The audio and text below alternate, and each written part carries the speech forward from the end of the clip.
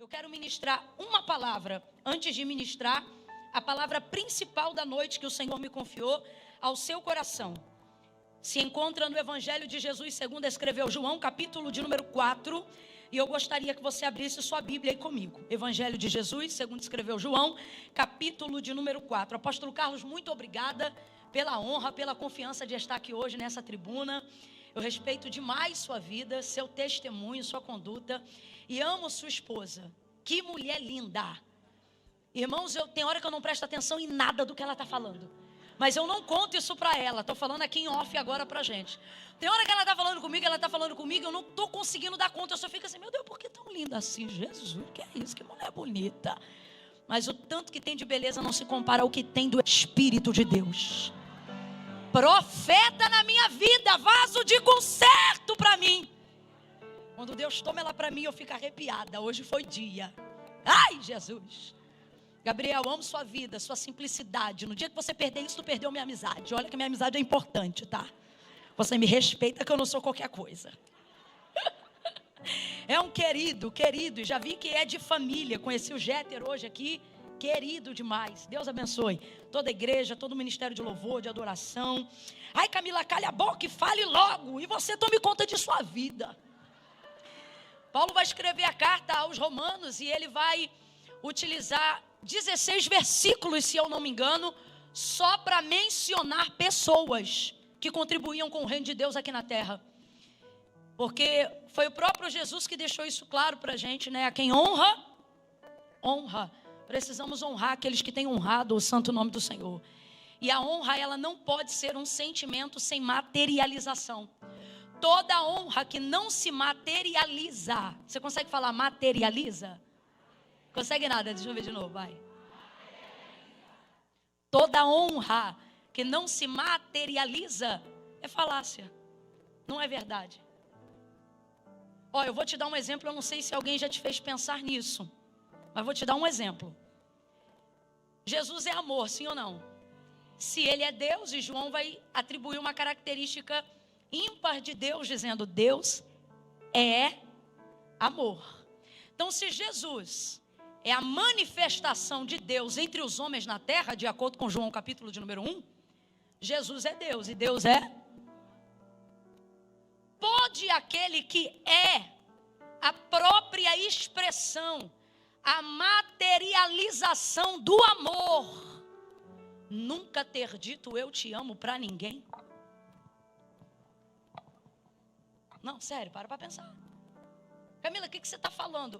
Eu só estou reproduzindo uma realidade bíblica. Me mostre um versículo aonde Jesus tenha dito para alguém: eu te amo. Engraçado que tem gente que não concorda, mas não sabe dizer na Bíblia. Porque nem lê a Bíblia e está discordando comigo, enjoado. Não tem. Não há um versículo cujo amor tenha sido verbalizado em palavras, mas há uma Bíblia inteira onde ele foi materializado em cada uma das ações de Deus e do seu Filho. Está de boca fechada porque já era para estar dizendo glória ao meu Deus. O amor não se constitui em palavras, não é isso que disse João? Mas em ações, em atitude. Eu não sei se você já tinha parado para pensar nisso, mas isso é uma coisa que me ocorreu esses dias. Eu também nunca tinha parado para pensar nisso. Eu falei, mano, como pode? Jesus nunca disse categoricamente para ninguém: eu te amo. Mas ele fez isso o tempo todo, materializando o amor. Texto áureo da materialização do amor, João 3,16. E Deus amou o mundo de tal maneira que deu. E Deus amou o mundo de tal maneira que entregou. Aleluia.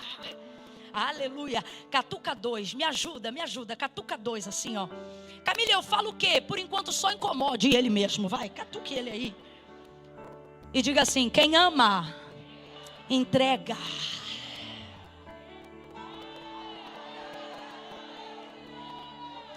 Agora, Camila, há um outro nível. Quem ama, se entrega.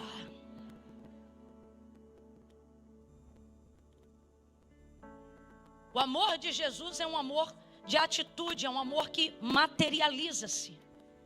Porque uma honra que não pode ser materializada, ela não é verdadeira. A materialização de Deus é Cristo. Então eu vou te perguntar, finge que eu nunca te dei essa cola. Aonde está a materialização de Deus? Quem é a materialização de Deus? Quem é o amor materializado de Deus? Se poupou por ser? Não. Antes se entregou. Não usurpou.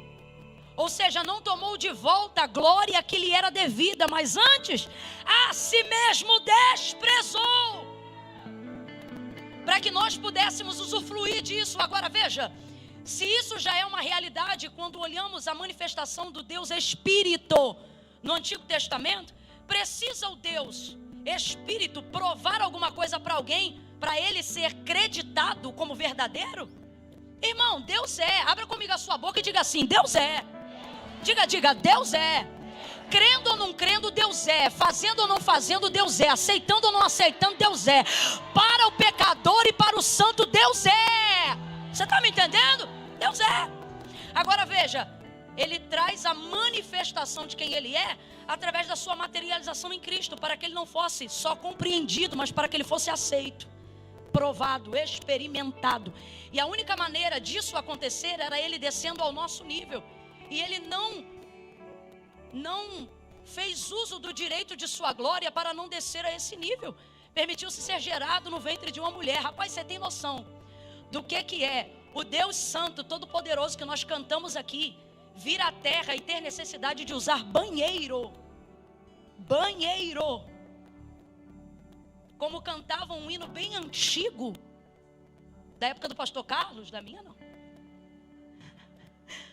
Se isso não for amor, o oceano secou. Se isso não for,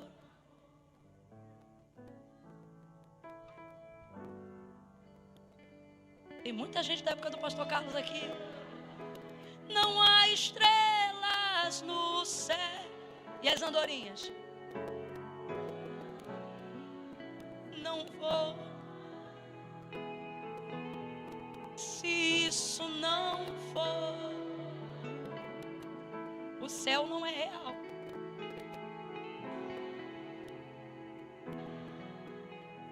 Tudo perde. Tudo.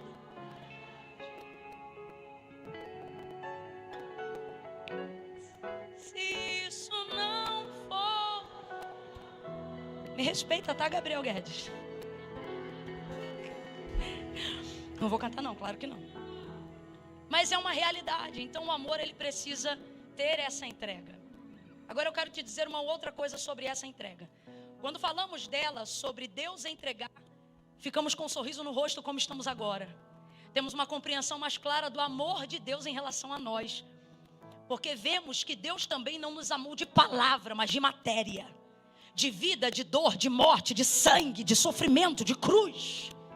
E isso nos alegra, porque por mais que Satanás tente criar sofismas baseados na nossa decadência, fragilidade e humanidade, de que não somos dignos desse amor, a graça de Deus sobrepõe a minha própria consciência. Mas se isso ainda não for o bastante, Deus materializou e registrou, para que na palavra dele esteja a âncora que eu preciso me agarrar, e não a minha própria consciência de mim mesma, mas o que ele disse sobre mim quando me chamou de filho, o que ele disse sobre mim quando se entregou por amor a mim. Você pode não gostar muito de mim, alguém pode não gostar muito de você, mas ninguém muda uma realidade materializada por Deus, qual ele amou tanto que se entregou, ele amou tanto que deu, ele amou tanto que se fez escárnio, ele amou tanto que sacrificou a si mesmo.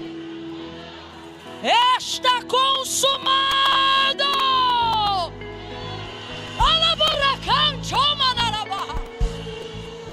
Sou eu, mas alguém está sentindo o poder do Espírito Santo. Aleluia! Aleluia!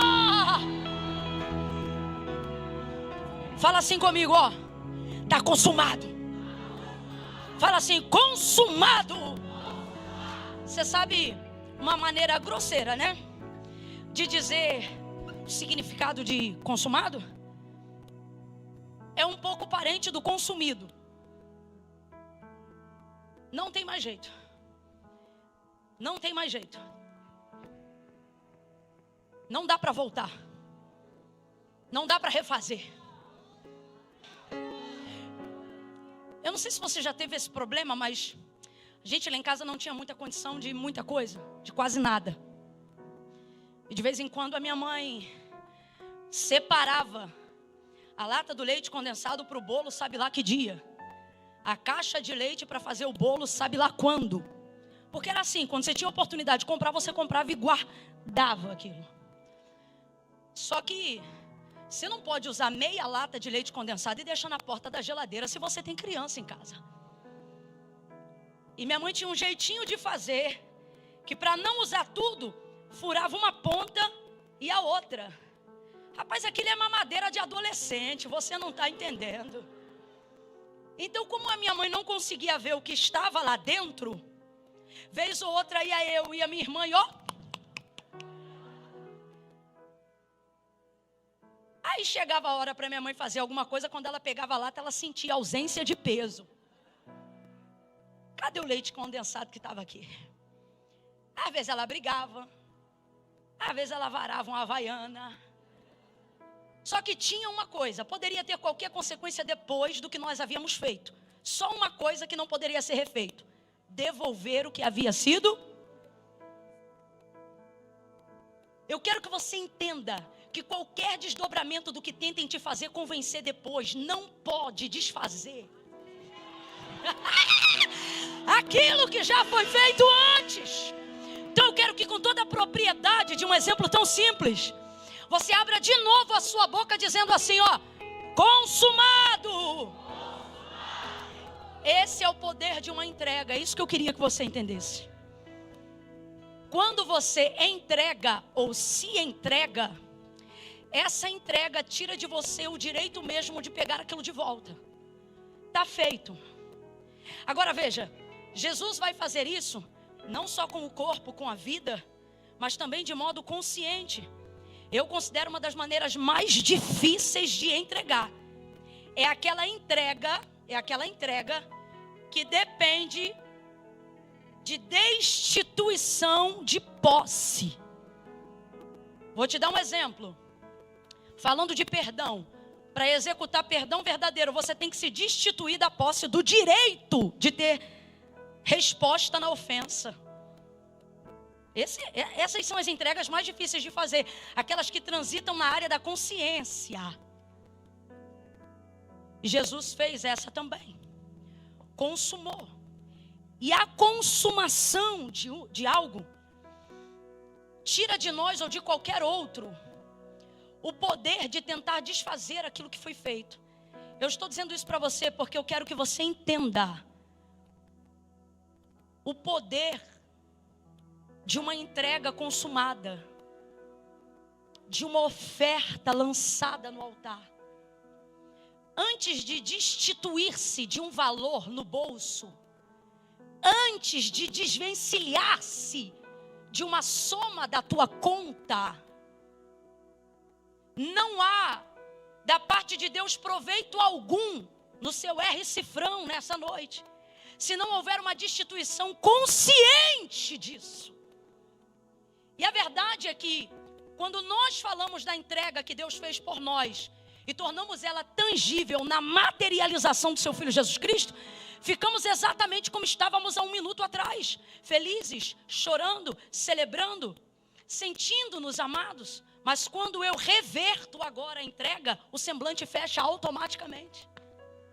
Alguém inclusive começa a tentar macular a pureza da palavra que eu estou entregando, pensando, poxa, isto tudo para isto? Porque estamos sempre prontos quando é de Deus para nós, mas somos arredios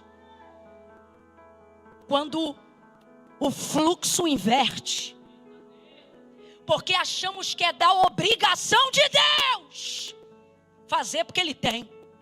É da obrigação de Deus fazer porque Ele é. É da obrigação de Deus fazer porque Ele pode. Só que Ele não disse, eu entreguei meu filho porque eu posso. Ele não disse, eu entreguei meu filho porque eu tenho poder. Ele disse, o que eu fiz por amor. Sabe o que significa? Eu também não tinha obrigação nenhuma.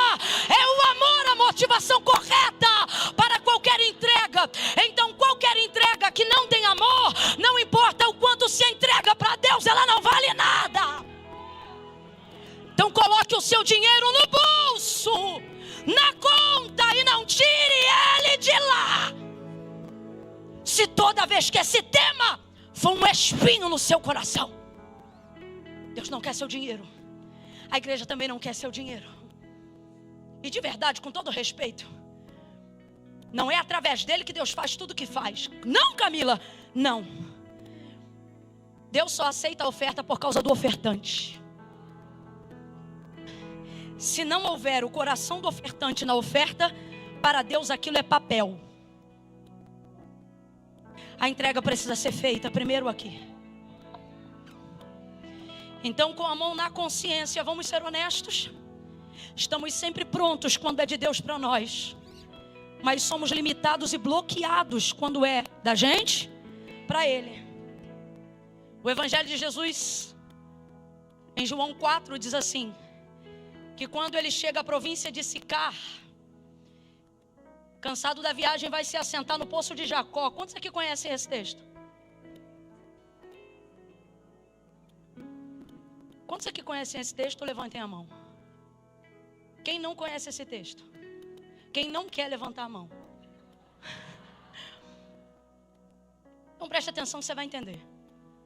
Jesus está saindo da Judeia para ir para a Galileia, e no meio do caminho está Samaria. Cansado da viagem, ele vai parar na província de Sicar, que é onde está aquela mulher samaritana. Já ouviu falar dela? Teve 5 maridos e o 6º não era dela. Era uma mulher de vida complicada. Quando ele chega alto do meio-dia, ele vai descansar em cima desse poço, que não por coincidência, mas era o poço de Jacó. Aí ele senta ali e fica esperando ela chegar. Quando ela chega, ela traz um cântaro vazio, porque ela está indo lá para tomar. Completa para mim, por favor. Ela está indo lá para... Ela está indo lá para tomar, ela está indo lá para pegar. Porque a nossa disposição para pegar é sempre essa. A gente vai desde que seja para pegar, a gente vai desde que seja para receber. Vamos falar a verdade? A maioria das pessoas perverteram a motivação original de um culto. Quantas vezes, trivialmente, no meio da rua, alguém pergunta assim pra gente: tá indo pra onde? Tô indo pro culto. E vai lá fazer o quê? Vou lá receber. Desde quando?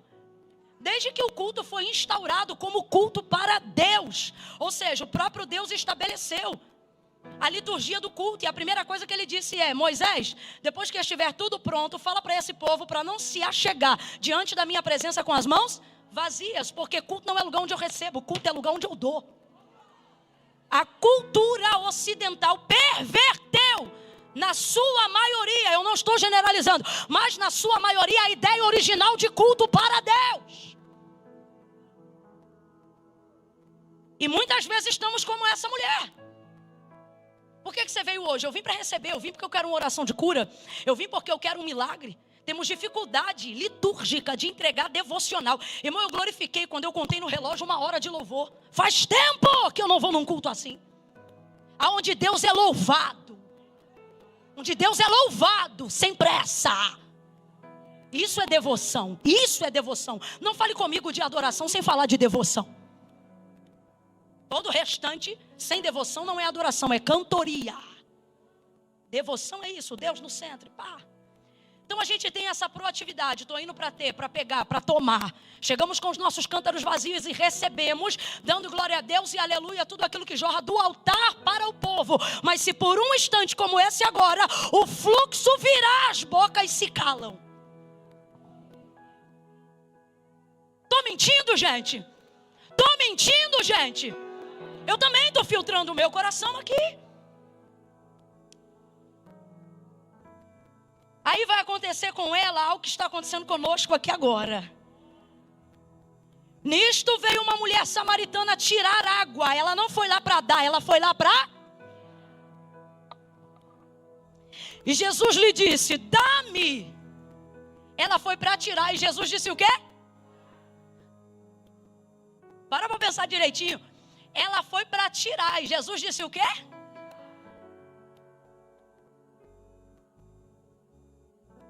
É complicado quando pensamos que estamos indo ao encontro dele para tirar o que queremos. E ao encontrá-lo, ao invés dele dar, ele pede.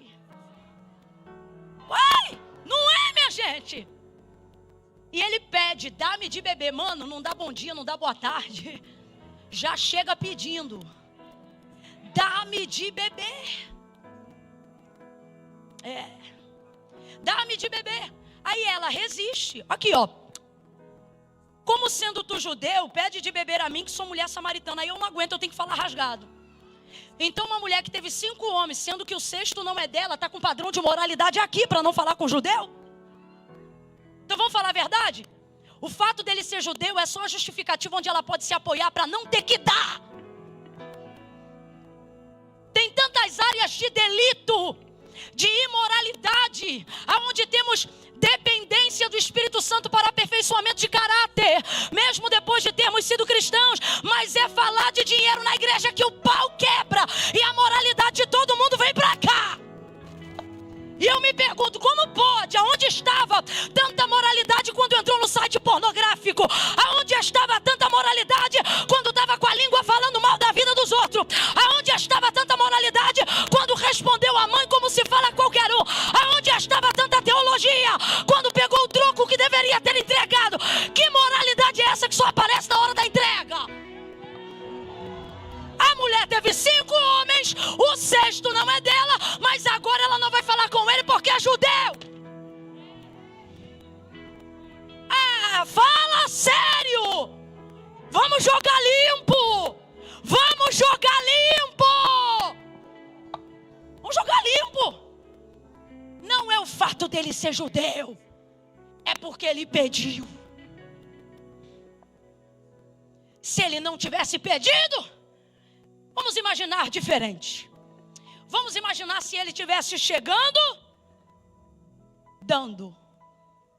Será que ela questionaria? Não posso receber, porque tu és judeu. Quando é para receber, a gente mexe em tudo. Quando é para receber, a gente ajusta o protocolo. Quando é para receber, a gente refaz até a lei. Quantas vezes eu já vi pessoas desfazendo inclusive de princípios para tentar abrir uma brecha para justificar aquilo que quer receber. Mas se ele chega pedindo, de repente nos tornamos mais santos que a igreja, mais fiéis do que os pastores, mais importantes do que qualquer um que tenha lido a Bíblia tanto quanto nós. Porque na verdade a régua não é a moralidade. A régua é a raiva, que eu não quero ter que dar onde eu estou indo para receber. Então me entregue você aí, pregadora. Me entregue vocês aí, músicos. Me entregue a senhora a palavra. Me entregue a Espírito Santo. Afinal esse lugar não é teu, essa casa não é tua. Eu vim receber. Eu estou sentindo um temor de Deus tão grande. E eu quero misericórdia de vocês na minha vida, porque eu não falo como protesto. A espada tem 2 gumes, e eu sei porque também está cortando do lado de cá. Mas não é a verdade do nosso coração? Se dessemos palavras aos sentimentos mais escusos que permeiam os nossos pensamentos e a nossa alma num momento como esse, a voz deles teria exatamente a conotação das palavras que eu estou dizendo. E se eu te disser que está tudo errado? Com todo respeito, falando de nós, não do Senhor, não da casa de Deus, falando de nós, você teria coragem de admitir agora para a tua própria alma e dizer assim: está tudo errado? Quem tem coragem, verbalize isso aí agora. Está tudo errado. Eu tenho errado. Eu tenho errado. É verdade, Camila, meu coração fecha assim nessa hora. Por mim o culto nem teria isso. E Deus está dizendo, se isso não tiver, não é culto. Você está vendo? É por isso que eu não gosto de fazer ofertório. Eu não sei falar de oferta sem explicar o significado disso no culto. Aí quando vê, já deu 30 minutos. Porque o que faz o povo pecar é a ausência do entendimento. Quando a gente entende o que está sendo dito aqui, irmãos, e ainda bem que está gravando, que até eu vou ler de novo, ouvir de novo, vai virar um seminário na minha cabeça isso. Que é para nunca mais eu pecar contra o Senhor. Eu vou falar como Deus está mandando.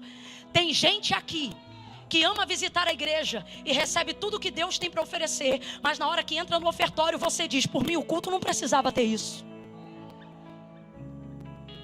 E no seu achismo, totalmente fora da palavra, Deus está confrontando alguém severamente além de mim aqui. Você pensa que o seu achismo justifica o que Deus está falando, e Deus está dizendo: eu me justifico pela minha palavra. Então o que você acha não importa diante daquilo que eu disse.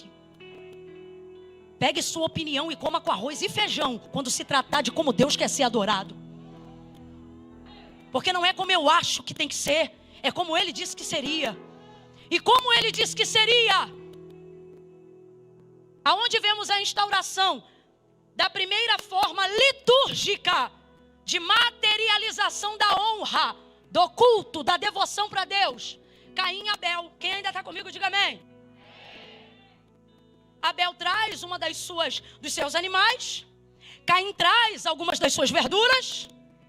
E nós vemos ali uma entrega. Nós vemos ali uma entrega. Ali está um dos pilares que determinam o que é um culto. Primeira coisa, um culto precisa ter um Deus. Estou falando de um culto a Deus. Segunda coisa, e não é por acaso, é imediata, tem de haver entrega. E essa entrega tem de haver, sim, com materialização. Sentimentos contam como parte motivacional da entrega, mas os sentimentos não terminam o ato da entrega, só iniciam pelo caminho que ela vai passar. Tem que materializar. Tem que materializar no serviço. Os voluntários fazem isso, materializam a devoção. Por que o Senhor disse que no reino dele o que serve é o maior? Porque o que serve também entrega a maior quantidade de tempo. E o princípio da semeadura é uma lei. Já parou para pensar que quando você chega eles já estão aqui? E quando você vai embora eles são os últimos a saírem? Então Deus não os considera maior à toa, mas considera maior porque a entrega deles é... Agora, exatamente nesse momento enquanto eu estou ministrando, você está vendo algum deles entregando dinheiro? Não. Eles estão segurando envelope, assessorando aqui e ali, mas estão em pé enquanto você está sentado. Para você é espera, para Deus é serviço. E isso é uma entrega. Eu não sei quantos deles são remunerados, pelo que eu estou vendo. Provavelmente nenhum. Estão por amor, devoção. Então por isso a entrega deles também é legítima. Então o que a gente está querendo dizer, irmãos? Fala-se que ama, diz que se ama, gosta-se do ambiente de culto, mas se na hora da entrega acaba o amor, é porque nunca foi amor. Porque a palavra de Deus diz: o amor jamais acaba. Se acabou nessa hora é porque nunca foi. Desculpa, vou até beber uma água. Assim que te... Cadê?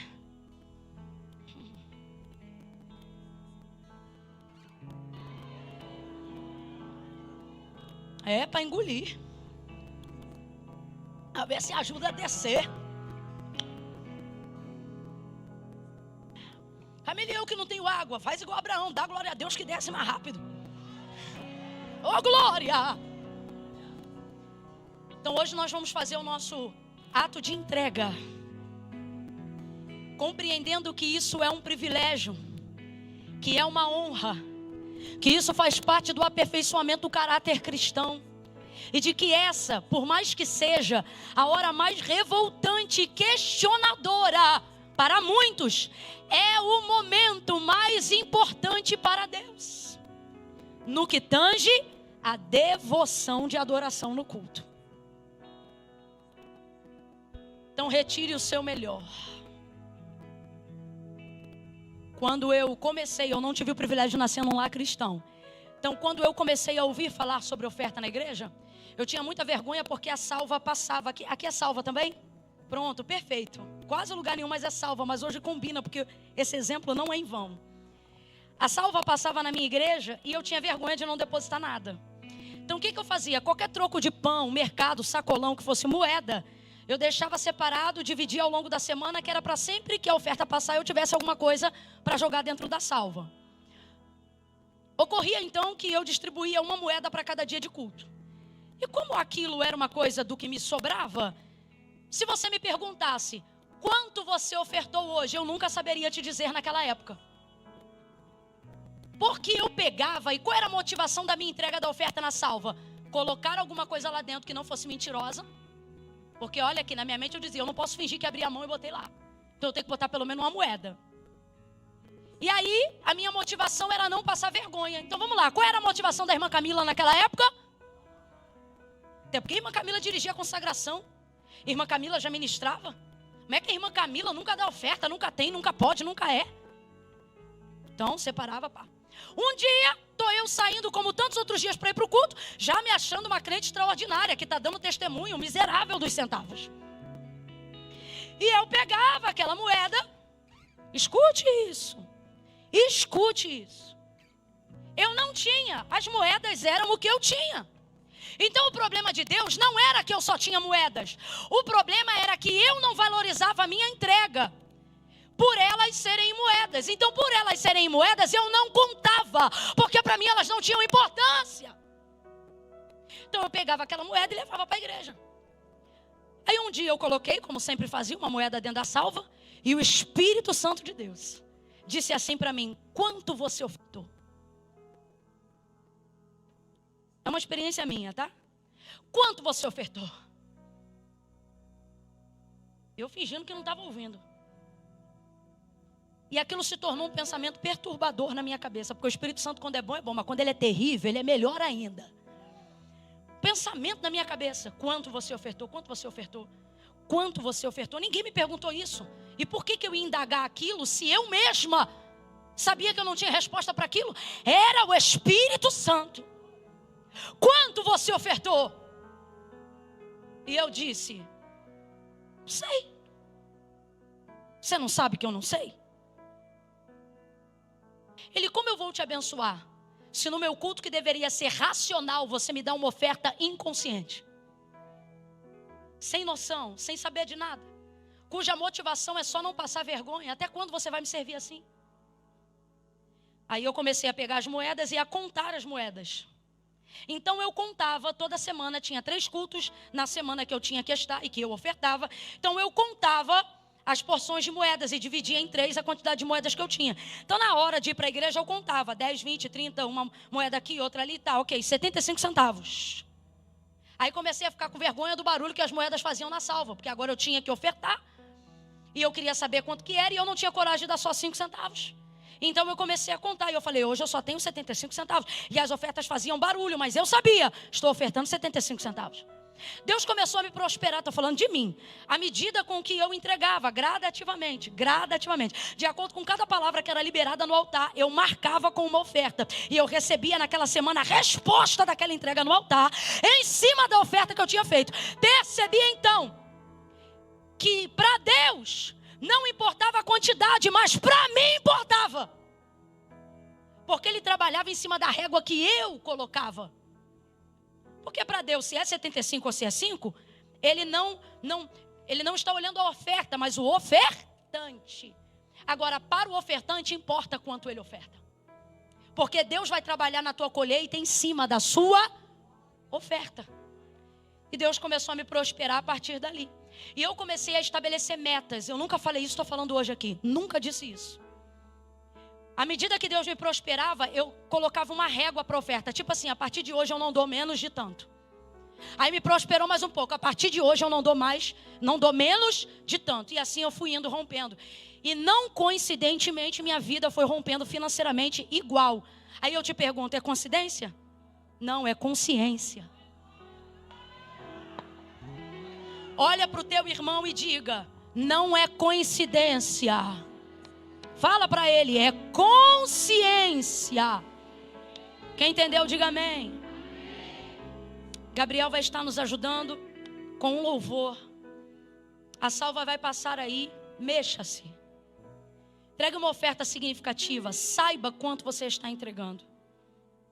Faça uma oração para que Deus quebrante seu coração sobre isso e resolva destruindo todos os ídolos a mamão que foram construídos dentro da nossa consciência. Comece a fazer essa oração no seu interior agora mesmo, enquanto você separa a sua oferta. A gente tem Pix? Vai aparecer aqui no telão. Pode entrar no celular, veja o seu aplicativo. Ai não, é que eu não mexo no celular na hora do culto. Engraçado esse padrão de moralidade só na hora da oferta. Porque na hora de responder o zap, a notificação sobe e tu não está nem aí. Então vamos ser honestos, vamos jogar limpo hoje. Vamos entregar uma oferta que não deixa a gente envergonhado, que não deixa a gente sem graça. Uma oferta consciente, uma oferta que diga: Deus, hoje eu quero materializar a honra que eu digo ter pelo Senhor. E me perdoe se eu não tiver tudo o que eu gostaria de ter, mas hoje isso aqui é o que eu tenho. Por favor, receba a minha oferta. Receba a minha oferta. Enquanto o louvor estiver adorando, enquanto nós estivermos adorando com louvor, vamos adorar também com a nossa oferta. Faça desse momento o alto máximo da sua adoração no culto. Faça isso agora. Pai, em nome de Jesus, sobre a vida de cada um que tem e que não tem, mas foi alcançado pela Tua palavra, que a partir de hoje a nossa mentalidade seja transformada e que possamos estabelecer metas como a de Abel e não como a de Caim, que destruía o seu irmão. Não nos deixa destruir aqueles que hoje podem, não nos deixa falarmos mal daqueles que hoje podem, mas como eles podem, nós também poderemos. Nos dá chance de fazer melhor para a Tua obra, nos dá chance de fazer melhor para o Teu reino. Cada moeda, nota que passa agora na salva, cada aplicativo que sobe o comprovante de uma entrega agora, nós colocamos diante do Teu altar, aonde houver uma adoração sincera agora. Oh Pai, receba como cheiro suave e agradável as Tuas narinas. Mais do que oferta, recebe o nosso coração como ofertante nesta noite, em nome de Jesus. Diga comigo, em nome de Jesus.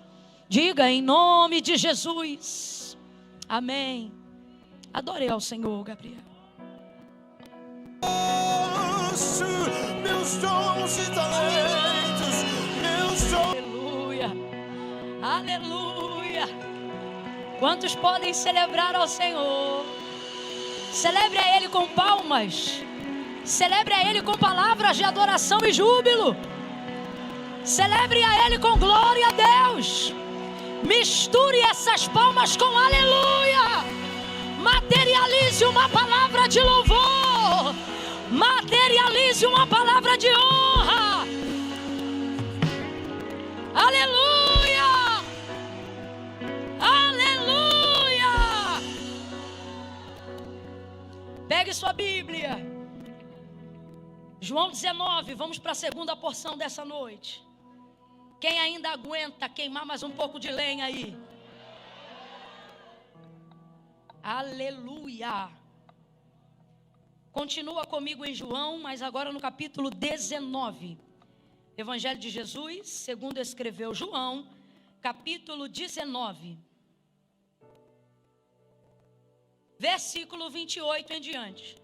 Eu amo esse texto, sempre apresento uns 4 pontos nele que me chamam muita atenção. Mas nessa noite basta um.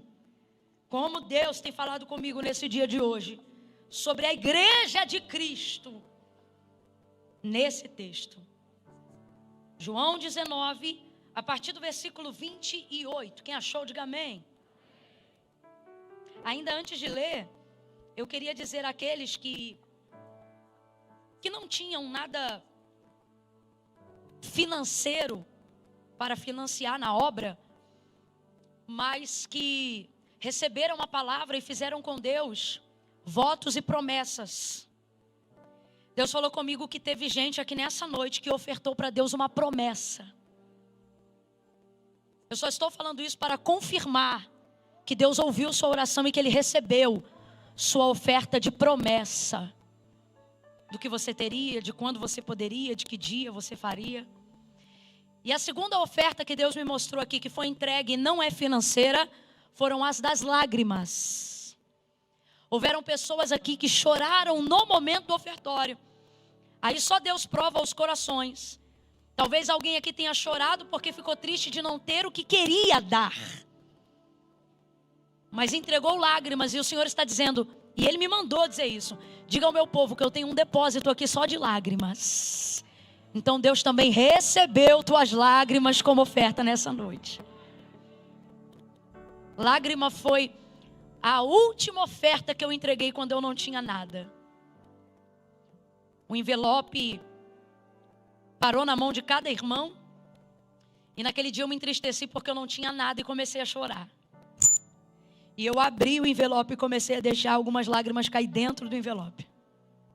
E eu vi 2 pessoas rindo de mim naquele dia.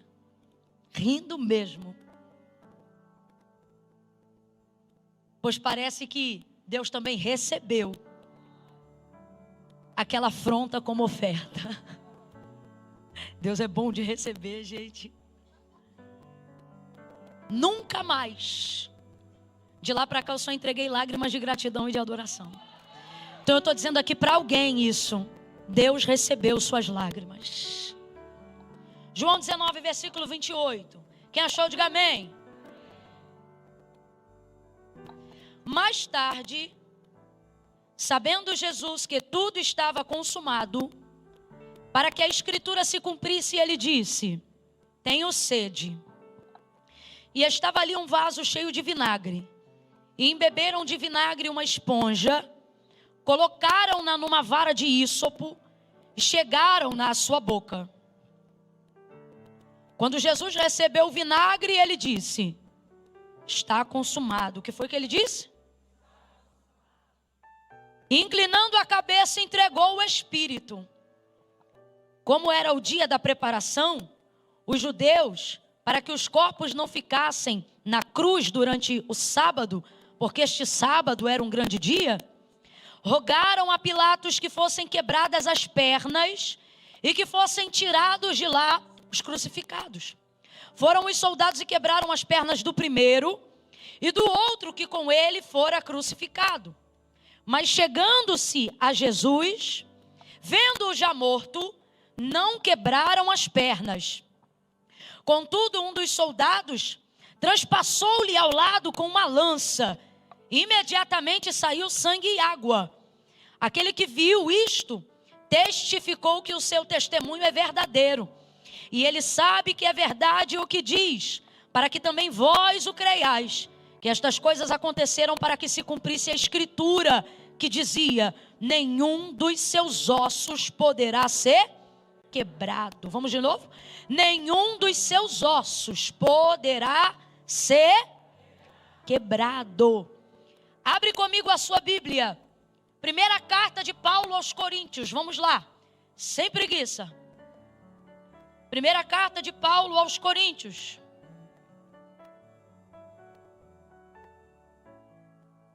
Capítulo 12.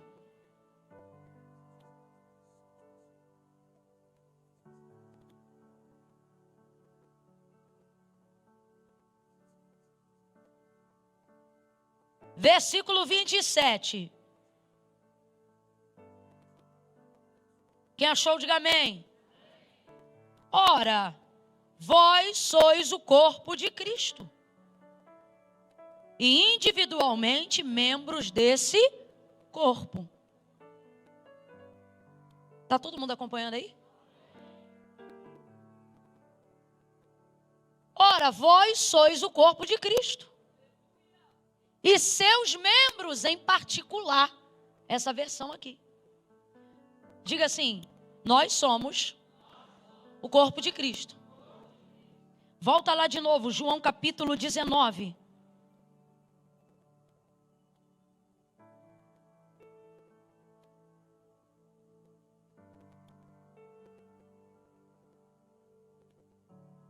Versículo 36 de novo.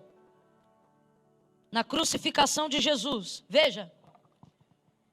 Estas coisas aconteceram para que se cumprisse a escritura, que dizia: nenhum dos seus ossos será quebrado.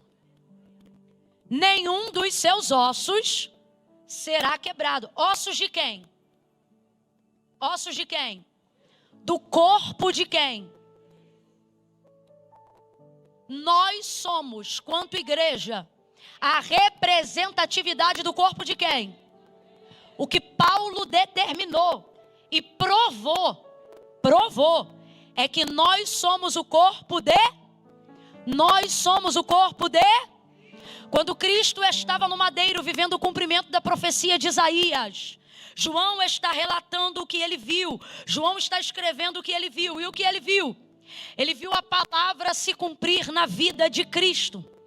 Moído pelas nossas transgressões, o castigo que nos traz a paz estava sobre ele, pelas suas pisaduras nós seríamos sarados. Homem de dores, como ovelha muda seria levada ao matadouro. Todo o apontamento do texto messiânico culmina para João 19 no Calvário. Quem está entendendo, diga amém. Então nós estamos falando sobre a peregrinação do corpo de Deus em Cristo, se tornando um martírio, vituperado, envergonhado. Jesus foi cuspido, sim ou não? Foi golpeado, sim ou não? Traído, sim ou não? Esbofeteado, sim ou não? A coroa de espinhos machucou sua cabeça? Sim ou não? Sim. Açoites em cima de açoites. Rejeição emocional. Abandono emocional. O sangue de Jesus não começou a cair no Calvário, começou a cair no Getsemane. Seu espírito entrou num nível de agonia tão profunda, que o efeito que lhe foi causado no Getsemane é comprovado pela medicina.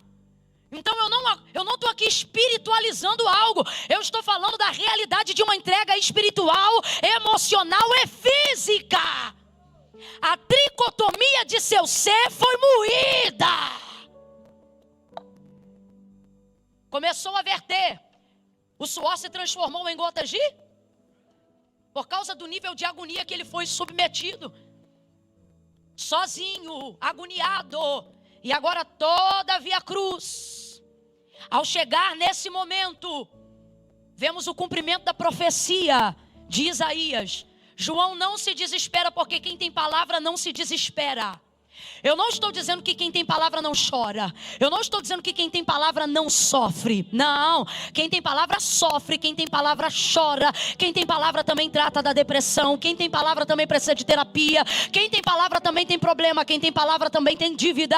Quem tem palavra também tem estresse. Quem tem palavra também tem uma série de coisas. O que eu estou dizendo é que quem está debaixo de uma palavra pode estar no meio de tudo isso, mas sabe como começa, sabe como termina e sabe em quem esperar. João é essa pessoa. Ele está vendo que Pedro foi-se embora, os outros se desesperaram, mas assim como Maria, mãe de Jesus, ele se mantém naquela crise até o último momento. Uma série de coisas está passando pela sua cabeça, mas a palavra afirma a fidelidade do amor de João na cruz do Calvário. Não é o sentimento de João que mantém ele lá, porque o sentimento é volátil, sentimento muda. O sentimento uma hora está bom, outra hora está ruim. Uma hora a gente ama, outra hora a gente odeia. Uma hora a gente está animado, outra hora a gente está desanimado. A única coisa que nos sustenta de maneira a não ser abalado é a palavra do Senhor. Lâmpada para os meus pés e luz para o meu caminho é a tua palavra. Aonde está o nosso coração? Em Sião. E aonde está Sião? A cidade de Deus. E que lugar é esse? Esse lugar é um lugar cujo trono de Deus está, e ali não pode haver abalo. O que isso significa? Que aonde Deus está, a sua palavra está. E se a palavra dele está, não haverá remoção daquilo que foi liberado. Ou seja, não há abalo a ponto de perder a estribeira. Então João, diferente de Pedro, não foge. João, diferente dos demais, não corre. Também não tenta matar ninguém enquanto está acontecendo isso. E o que é que vai orientar? Qual é a bússola emocional que vai manter João no Calvário para escrever o testemunho que ele escreveu e que ele disse para nós? A palavra. Ele não está vendo só dor. Ele não está vendo só perturbação. Quando ele olha para aquela cena perturbadora no Calvário. E qual é a perturbação? Ver alguém inocente. Gente, se a gente vê uma pessoa entrando na fila, furando a fila para entrar na frente de alguém que a gente nem conhece, isso já revolta a gente? É verdade ou não? Quem aqui já não foi tentado arrumar uma confusãozinha? Porque está vendo uma injustiça com alguém que nem é teu parente. A vontade da gente é já ir entrando. Não, mas isso aí não está certo não. Mas o senhor, mas a senhora. É ou não é? Agora imagina a condição de João. Alguém a quem ele entregou a vida. Em amor, em honra, em devoção. Alguém que não tem como outro mentir sobre ele. Porque é o próprio João que na biografia da sua experiência com Cristo vai dizer: e vimos a sua glória como a glória do unigênito do Pai. Cheio de graça, justiça e verdade. O que isso significa? Não adianta tratarem ele como falsário, como charlatão. Eu vi a glória de Deus na vida dele. Ele é o Filho de Deus. Comi com ele, andei com ele, fiz cruzada com ele, renunciei à pesca por causa dele. Não importa quem vocês digam que ele é, eu sei quem ele tem sido para mim. Ele é o Filho do Deus vivo. Então ele é inocente. Então ele não é mentiroso. Então ele não é charlatão. Então você imagina alguém que lhe arrebatou a alma. Irmão, Jesus tem um poder de arrebatar a alma que nem o marido mais romântico tem. Jesus tem o poder de arrebatar a alma de um homem que nem a mulher mais desejável no mundo compete. Quando Deus arrebata a alma de alguém, quando Deus é o alicerce das convicções de um homem, de uma mulher, as coisas do mundo não concorrem com essa pessoa. E se em algum momento tentarem seduzir, é só ouvir a voz dele que a gente já se derrete. Vem chorando derretido, já pedindo desculpa. O Senhor me perdoa. O Senhor sabe que sem o Senhor eu não vivo. Porque tu és tudo pra mim, eu não presto. Mas tu me ama, bacana na marcha. Volta logo. É que nem gente que está aqui hoje dizendo: eu vim porque eu gosto, mas eu estou desviado. Desviar, hoje é sexta? Ou quinta? Sexta-feira à noite tu podia estar em qualquer boate de São Paulo. Aí tu falou: não, vou para a casa de Deus. Que desviado nada, tu já está arrebatado de amor há muito tempo. Só falta reconhecer. Arrebatado. Ele já pegou tua alma.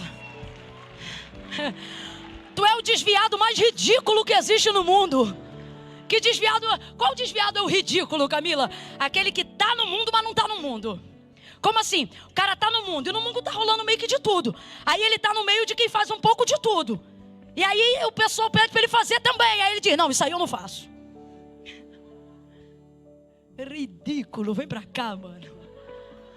Você está pagando mico lá fora. Tem nem coordenação motora para dançar. Esquisita. Teu lugar é aqui. Já viu como é que você se sente aqui? Aí você diz: Camila, mas esse é meu problema. É que eu fico com um pé lá e outro cá. Porque eu não consigo ser crente. O que tu não consegue é ser ímpio. Porque se tu conseguisse, os 2 pés estavam lá. Tá entendendo? Você se divide porque tá confuso. E quem tá confuso não tá decidido. Mas se hoje tu decidires reconhecer, se hoje tu decidires renunciar, teus 2 pés serão fincados sobre a rocha. E você vai ver que o amor dele, como diz a canção, faz você queimar todos os outros amores. A samaritana que a gente falou no início era uma arrebatada. 5 homens. E o 6º nem é dela. Só que por acaso, meio-dia daquele dia, apareceu o 7º. Quem é do profético já entendeu. 6 apareceram. competiram, mas ninguém competiu com o sétimo. Quando o sétimo chegou naquele poço, dizendo: se tu soubesse quem é o que te pede, dá-me de beber, era tu que lhe pediria e ele que te daria água viva. Senhor, então dá-me dessa água, para que eu não tenha mais sede e nem precise vir aqui. Ele disse: vai lá e chama teu marido. Eu não tenho marido. Disseste com verdade. A vida dela não era bonita, mas ela decidiu falar a verdade. Quando a entrega é verdadeira, os piores pecados são perdoados e a alma é arrebatada em amor a Ele. Rapaz, aquela mulher que tinha que pegar água todo dia, meio-dia, porque não queria ver a cara de ninguém que conhecia a vida sem vergonha dela, para não ter que passar constrangimento, evitava o horário ideal. Tinha que ir com, como dizia minha avó, com o sol batendo no quengo, para tirar água, para evitar constrangimento. Uma vida cheia de, sabe, esquemas, cheia de situações a serem evitadas. Essa mulher, depois que encontra com ele, rapaz, Jesus tem um poder de te dar uma coisa que nem dinheiro dá. O quê? Identidade resolvida. Ih, nem carteira assinada de trabalho te dá isso. Tem coisa que só Jesus dá. E uma das primeiras coisas que Jesus dá quando você conhece Ele é a identidade resolvida. O que o outro vive não te incomoda, o que dizem sobre você também não te perturba. E alguém pergunta: o que é a terapia? Você diz: é terapia, Jesus. Jesus na terapia. Essa mulher que outrora vivia dessa maneira, agora vai sair pela cidade dizendo assim: ó, vim de ver de um homem que eu encontrei. Eu acho que quem ouviu pensou assim: mais um? E se tivesse pensado, ela teria respondido: sim, mas esse é sétimo. O número da...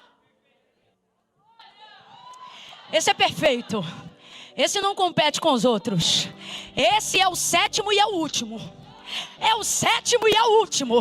E melhor do que ser último, é o sétimo e é o único. Porque eu não vou trocar o lugar que eu dei para ele para nenhum outro. Ninguém vai ficar dentro de mim. Aonde ele está, ele agora ocupa um lugar de supremacia. Tem mais alguém aqui igual a samaritana que colocou Jesus num lugar que diz: nesse lugar nem marido, filha, nem filha fica, pastor não fica, igreja não fica. Neste lugar o dom não fica, o talento não fica, o amigo não fica. Esse lugar eu dei para ele. Tem amigo seu que tem ciúme desse lugar.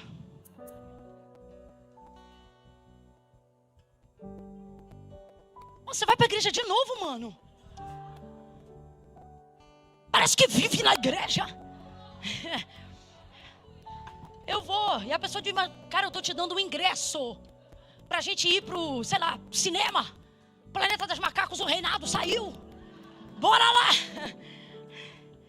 E você diz: cara, eu gosto muito. Então, por isso que eu comprei. Mas hoje vai ter um culto. E quando eu boto ele na balança, tudo que tenta competir com ele voa no prato. Porque ninguém é igual a ele. O que ele fez por mim, ninguém fez. O jeito que ele me fala, que ele me beija, que ele me abraça, o jeito que ele me atrai, o jeito diferente de falar comigo, não de fora para dentro, mas numa convicção de dentro para fora. Ele me afeta em áreas que ninguém me toca. Ele me afeta em áreas que eu nem sabia que existiam em mim, até que ele me tocasse. Tem gente me olhando esquisito agora e pensando: Camila, isso é verdade? Para que tu saibas que é verdade, por estes dias tu vai viver uma experiência como Cristo que eu prego. Ele é verdadeiro, ele é fiel, ele arrebata a alma da gente. Por ele, as amantes deixam carros. Por ele, traficantes deixam as verbas, os negócios, o status do poder da comunidade na mão de qualquer outro que venha depois. Por ele,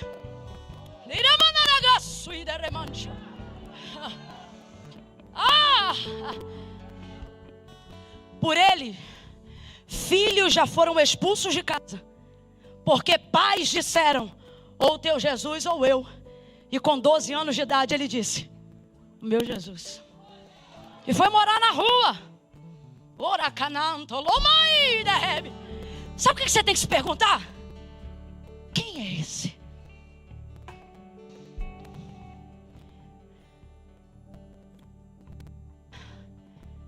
Que faz alguém pegar um sistema de negócio rentável e de repente queimar tudo, colocar numa conta e ir para uma obra missionária em algum lugar, sabe lá Deus onde. É isso que você tem que se perguntar. Pare de dizer apenas que os outros estão loucos e comece a perguntar quem foi que botou eles nesse manicômio. Comece a se perguntar, quem é a pessoa que faz uma pessoa que outrora eu conheci sã agir agora como se fosse doido? Porque a palavra de Deus diz que quanto mais o mundo diz que é loucura, é porque nós estamos desfrutando do poder de Deus. A cruz é loucura para os que perecem, mas para nós é o poder de Deus. Então João vai se firmar ali, ele vai aguentar ficar ali. E por que ele vai aguentar ficar ali? Porque ele está com a profecia de Isaías inteira na cabeça. Quando o sentimento grita em você, se você tiver palavra na cabeça para se apoiar, o sentimento não te arrebata. A vontade de cair dentro da cova de quem está sendo enterrado não te arrebata. A vontade de assinar a carta de divórcio não te arrebata. Quando você tem uma palavra fixa, fincada dentro do teu interior, o sentimento vem de acordo com a circunstância que você está vivendo. Mas se tu tiver aquela palavra na mente, aquele sentimento do mesmo jeito que vem, ele também vai, porque você está na palavra. Palavra de Deus é âncora, irmão. Palavra de Deus é corrimão na ventania. Palavra de Deus é poço artesiano no dia da seca. Palavra de Deus é maná descendo do céu quando os mercados estão vazios. Palavra de Deus é remédio que não vende na farmácia. Palavra de Deus, ela tem o poder de te dar aquilo que o homem no mundo mais quer. O quê? Estabilidade. Camila, eu acho que o que o homem mais quer no mundo é dinheiro. Não. Dinheiro é a forma pela qual o homem acredita que vai conquistar estabilidade. O que o homem mais quer no mundo é estabilidade. Qual é o sonho de qualquer pessoa que quer ter dinheiro? Viver de renda. Imagine um dinheiro trabalhando para você sem você ter que trabalhar por dinheiro. Vai! Eu creio, irmã. O que o mundo quer? Estabilidade. E isso não está no concurso público, nem no militarismo, nem na Ibovespa. Por mais que alguém tente te dar todos os caminhos, vai por mim. Eu sei do que eu estou te falando. Estabilidade quem dá é Deus. Deus dá estabilidade. O que você procura não está no dólar, está em Deus. Meu Deus. Deixa isso para outro dia que eu não quero confundir a mensagem para você não achar que tem que buscar Deus querendo dinheiro. Mas veja, é a palavra de Deus que te sustenta. Então, uma série de coisas estão acontecendo no campo humano. Jesus sendo esbofeteado, açoitado, cuspido, ouvindo palavras de afronta. Então todo mundo que conhece ele e que está perto dele, sente a dor daquele momento. Poderia ter uma atitude de justiça própria. Mas João mantém a calma. Como que ele consegue manter a calma naquela circunstância? A profecia de Isaías está na cabeça. Então ele começa a perceber que todas as ações, eu disse todas, vem comigo, eu disse todas as ações horríveis, tenebrosas, que estão acontecendo no Calvário, para um homem natural, é uma junção de caos. Para João, é uma orquestra, cuja batuta é aquela varinha, está na mão da palavra de Deus. Já viu o maestro na orquestra? Deus está dizendo, o maestro sou eu, a batuta é a minha palavra. Meu Deus, estou sentindo uma graça de Deus tão grande aqui. Deus está dizendo, quando você sabe qual é a palavra que eu te entreguei, é no meio de calúnia, difamação, gente te esbofeteando, injustiças acontecendo,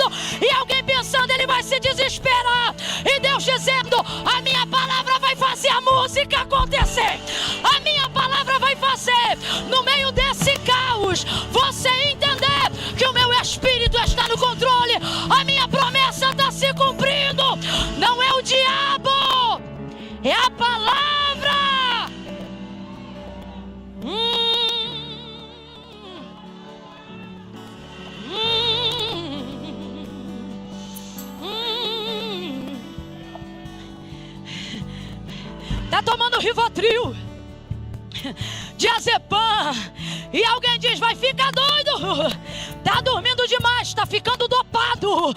E Deus está dizendo: eu faço a ferida, mas eu também ligo. Tá na minha mão, tá na minha mão. Ei, você vai receber um laudo, ou já recebeu um laudo médico, e o médico diz: o problema é esse. E aí o Senhor te lembra da palavra. Lembra que eu falei que eu faria de você uma geração? Lembra que eu falei que eu salvaria a tua casa? Então te lembra da palavra. Tu não morre agora, tu não será quebrado agora. Eu preservo a tua estrutura, eu preservo a minha promessa. Há uma batuta, a batuta está coordenando a palavra.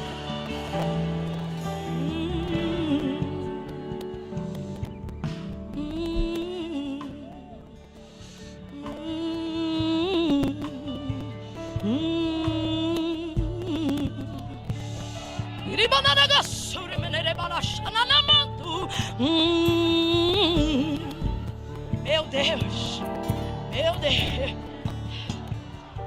Ninguém entende. Ninguém entende, ninguém lembra. Ninguém entende, ninguém lembra. O único que lembra é João. E isso faz com que ele mantenha o controle. Deus está dizendo: eu não estou te dando minha palavra para você ficar vaidoso. Eu não te fiz uma promessa para você se achar. Eu te fiz uma promessa porque quando o pau começar a quebrar, eu não quero só que você tenha paz, mas que você crie uma plataforma de esperança e de estabilidade para as pessoas que estão à sua volta. Então eu quero que você comece a compartilhar. Isso aqui é Deus dizendo para mim e para você: a palavra que eu te entreguei. João vai escrever depois o que aconteceu nesse dia. E se ele não tivesse em mente o conhecimento da palavra do profeta Isaías. E como é que a gente sabe que ele tinha isso em mente? Porque qualquer judeu, a partir dos 7 anos de idade, precisava ter algumas profecias dos profetas messiânicos de cor na cabeça, até os 9 anos de idade, depois dos 9 aos 12 anos de idade. Então aquilo que foi repetido muitas vezes, e talvez alguém pensou que virou até uma reza, quando chegou na hora certa dessa palavra se apresentar, João estava pronto para ela. Olhe para cá. Vida devocional é vida de disciplina. É por isso que você continua lendo a Bíblia mesmo quando você não está sentindo nada. Porque na hora que for útil a palavra que você guardou no coração, ela vai se manifestar como um encaixe de um quebra-cabeça. Isso preservou João. Eu queria que você entendesse isso. De todos os discípulos, o único que foi preservado até o fim no Calvário, não é porque apenas o amava muito, mas é porque tomou posse, se ancorou numa palavra. Uma palavra que estava disponível a todos. Olha aqui para mim. Quantas pessoas conheciam o texto de Isaías naquela época? Todas, porque não tem como um judeu não conhecer o texto messiânico de Isaías. Então não é sobre todos terem, é sobre quantos se ancoram nela. A palavra que eu estou pregando aqui agora, ela é igual para todos, sim ou não? Sim ou não? Mas a diferença do que ela vai provocar não tem a ver com o quanto eu libero, tem a ver com o quanto você recebe. É a mesma coisa aqui. Todos conheciam, mas só João foi capaz de sacar isso na hora que estava rolando. Peraí. O que o texto de Isaías dizia? Dividiram entre si as minhas vestes e sobre a minha túnica lançaram sortes. Quando começaram a pegar as vestes de Jesus, João poderia ter pensado: que absurdo! Mas ele lembrou do texto de Isaías. Aí ele viu que enquanto rasgavam e enquanto lançavam sorte, a palavra vinha. Dividiram as minhas vestes e sobre a minha túnica lançaram sortes. E as coisas vão acontecendo e ele se lembrando do texto. Deus está dizendo para alguém aqui: fica calmo e se lembra da minha. Traz a minha palavra na tua mente. Traz a minha palavra na tua boca. Ei, a circunstância da vida que você vive agora combina com o que Deus falou? Aí você diz: não, Camila, eu estou vivendo o avesso, estou vivendo um período de humilhação terrível. Então combina, porque Deus disse que ia te honrar. Você tem que entender que a circunstância do tempo presente para combinar com o que Deus disse, ela tem que ser avessa ao que Deus falou. Porque a única maneira de demonstrar que é Deus e não é o homem, não é o dinheiro, é quando a circunstância é avessa à promessa que Deus me fez. Alguém está entendendo o que Deus está falando aqui? Glória a Deus. Então João manteve o controle. O texto de Isaías fazia ele manter a calma, porque ele começou a perceber que não era uma desordem de coisas, mas por pior que tudo estivesse diante dele, era palavra por palavra se cumprindo.